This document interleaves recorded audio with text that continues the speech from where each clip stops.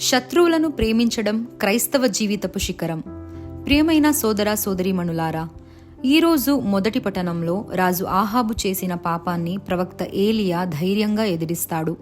నాబోతు ద్రాక్ష తోటను పొందడానికి ఆహాబు మరియు యెజబేలు అన్యాయం చేశారు. కానీ దేవుడు మౌనంగా ఉండలేదు. ఆయన ఏలియా ద్వారా తీర్పును ప్రకటించాడు.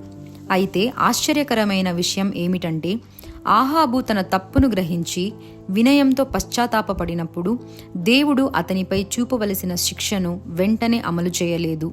ఇది దేవుని న్యాయాన్ని మాత్రమే కాదు, ఆయన అపారమైన కరుణను కూడా మనకు తెలియజేస్తుంది. సువార్తలో యేసు ప్రభువు మరింత ఉన్నతమైన పిలుపునిస్తున్నారు. మీ శత్రువులను ప్రేమించండి, మిమ్మల్ని హింసించు వారి కొరకు ప్రార్థించండి. ఇది క్రైస్తవ జీవితంలోని అత్యంత కఠినమైన బోధలలో ఒకటి. మనల్ని ప్రేమించే వారిని ప్రేమించడం సహజం. మనకు మంచి చేసిన వారితో మంచిగా ఉండడం సులభం.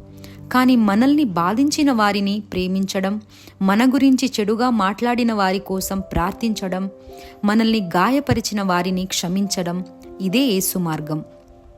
యేసు మనకు చెబుతున్నది ఏమిటంటే, మన ప్రేమకు హద్దులు ఉండకూడదు. దేవుడు సూర్యుని మంచివారిపైన చెడ్డవారిపైన ఉదయింపజేస్తాడు. వర్షాన్ని నీతిమంతులపైన అనీతిమంతులపైన కురిపిస్తాడు. అలాగే మన ప్రేమ కూడా ప్రతిఫలం ఆశించకుండా ఉండాలి. ఈరోజు మనల్ని మనమే ప్రశ్నించుకుందాం. నేను ఎవరి పట్లైనా ద్వేషాన్ని మోస్తున్నానా?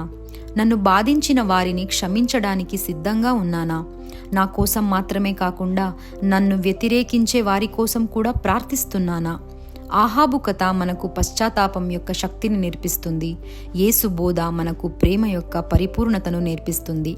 పశ్చాత్తాపంతో దేవుని వైపు తిరిగి ప్రేమతో ఇతరుల వైపు సాగినప్పుడే మనం పరలోక తండ్రి పిల్లలుగా జీవించగలం. మనం ప్రార్థిస్తాం. ప్రభు అయిన యేసయ్య, నన్ను బాధించిన వారిని క్షమించే హృదయాన్ని ప్రసాదించు. నా శత్రువుల కోసం కూడా ప్రార్థించే ప్రేమను నాలో నింపు. నీ పరిపూర్ణ ప్రేమకు ప్రతిరూపంగా నన్ను మార్చుము. ఆమేన్. ఈరోజు మనం తీసుకెళ్లాల్సిన సందేశం ఏంటంటే, ద్వేషం మనలను బంధిస్తుంది, ప్రేమ మరియు క్షమ మనలను దేవునిలా మారుస్తాయి. ఆమేన్.